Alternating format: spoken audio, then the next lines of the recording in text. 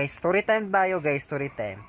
So, ako'y na isa ka babae nga nagpatumboy-tumboy nya kuan. Na siya'y upat ka barkada. So, upat ka barkada yang kakuyog og inom. Dako pa lagi pagsalig kay pre man sila. So, pre, mag-inom ta dito, inom ta dire. So, unya kay ang plano di ay sa lalaki. Ang plano sa lalaki kay kuan kanang kana laging gatan og mga diliingon nato og diliingon nila nga mga talanon unya kay nakatan-aw tong upat ka lalaki. Unya ang isa ka lalaki tong pag-start nila inom kay gibutangan niya og bitsin ang imnonon sa tumboy. Unya ang tumboy kay dahil bayan ng tumboy no kay ang ilang kahinaan anak kay bitsin. So paminaw mo mga tumboy ha, mga ay namog kuy-kuy sa mga laki karon.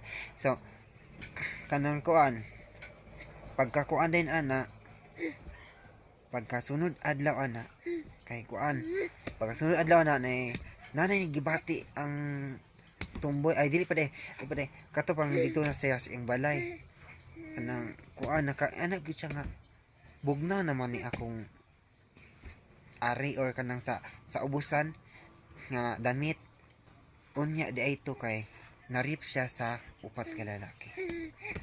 Unya ang kuan kay wala gid na ilhan ang iyang kuan ang katong nagrip sa iya kay wala naman siya kalibutan di ay to kay gi kuan di ay siya gi rip di ay siya nya sa upat ka lalaki. Unya ang isa ka lalaki kay kuan nitakas kay mao di ay toy nang grip sa iya. So dili siya panagutan sa lalaki kay tumboy lagi.